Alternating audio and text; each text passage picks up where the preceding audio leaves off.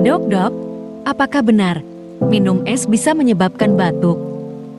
Berdasarkan penelitian, tidak ada korelasi langsung antara minum es dengan batuk atau pilek karena saluran kerongkongan dan trakea menjadi dingin sehingga mukus atau lendir yang ada di dalamnya ikut mengental, akan memicu gatal pada tenggorokan dan sehingga menyebabkan batuk.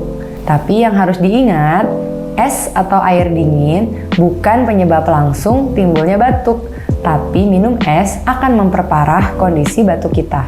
Jadi, jangan sering-sering minum es ya.